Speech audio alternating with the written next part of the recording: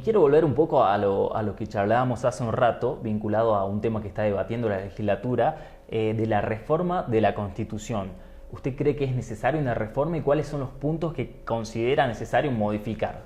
Bueno, hay algunos temas que se podrían ir corrigiendo ya sin necesidad de reforma constitucional, porque el funcionamiento de la auditoría de la provincia, por ejemplo, podría irse corrigiendo muchas cosas, ¿no? Sin necesidad de reforma constitucional. En el caso del Consejo de la Magistratura también. O sea, le doy dos ejemplos concretos. En el caso de la auditoría ha roto en su organización interna la cuestión de la colegiatura. Cuando uno pone una auditoría como cuerpo colegiado, es para que haya una opinión conjunta y una mirada conjunta y haya un control, ¿no es cierto?, recíproco. Ellos no, ellos se dividieron las áreas a controlar. Entonces hay un solo auditor a cargo de las distintas áreas. Claro. Entonces, eso se puede corregir sin una reforma constitucional. En el tema del Consejo de la Magistratura, por ejemplo, cuando se implementó el Consejo de la Magistratura, ¿qué se quiso? Despolitizar un poco la designación de los jueces. Entonces, que sí haya componente político, pero el componente político que sea plural también.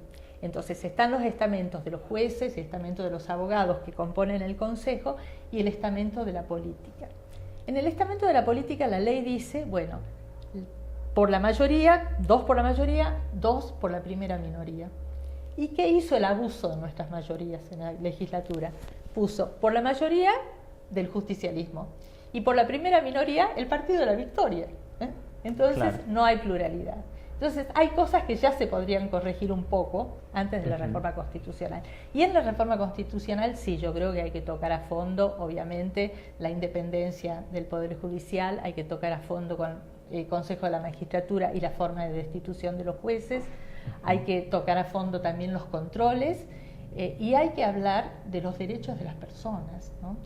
Yo creo que la perspectiva de género tiene que estar en la Constitución, creo que tenemos que poner claramente la paridad en todos los estamentos del Estado, pero también tenemos que hablar de algunos derechos, ¿no?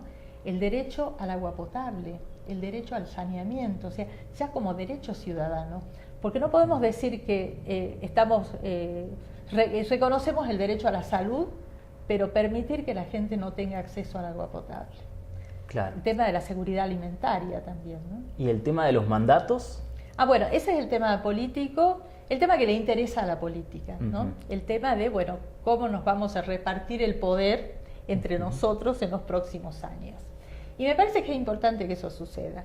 Yo creo que nosotros cometimos un error en el 2003 al reformar la Constitución para permitir un tercer mandato, ¿no? Creo que los mandatos de 12 años no han sido positivos. Lo reconoció el propio Romero cuando dijo, bueno, que el tercer mandato ya como no hay motivación, ¿no? Y lo vemos ahora, el gobernador Urtubey, el tercer mandato, bueno, muy lanzado a lo nacional, ¿no? Y no tan comprometido con la cuestión provincial. Entonces a mí me parece que discutir los mandatos es muy importante y mirar cómo funciona, cuáles son, bueno, los países que funcionan bien. Y vemos, por ejemplo, el modelo norteamericano, los presidentes están 2 periodos y se van a su casa. Sí. Después no buscan ir al Congreso por los fueros y cómo me protejo, no, a su casa. Eso sería muy interesante, ¿no?, para los cargos ejecutivos, gobernadores, intendentes, a su casa. El otro modelo, el que tiene, por ejemplo, Uruguay y Chile, que es un periodo de 4 años, y después, bueno, cambia, puede volver dejando pasar un periodo. En Chile y en Uruguay funciona muy bien.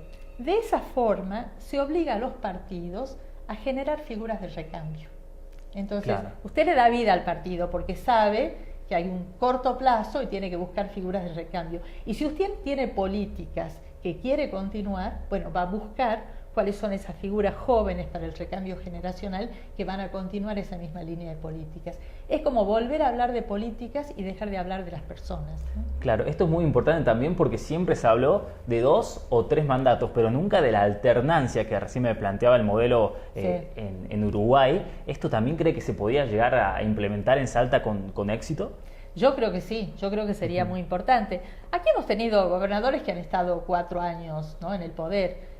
Si tomamos el ejemplo de Roberto Romero estuvo solo 4 años, ¿no? Después él mismo generó el recambio porque en ese momento en la Constitución no se permitía la reelección del gobernador. Y fue un gobierno que generó cambios importantísimos en la provincia, en solo 4 años, porque quien sabe que tiene 4 años y nada más, bueno, va a poner todo el esfuerzo para realizar rápidamente todos los cambios que hacen falta. Y el partido que respalda esas reformas va a generar cuál va a ser el candidato de recambio para continuar con esas políticas.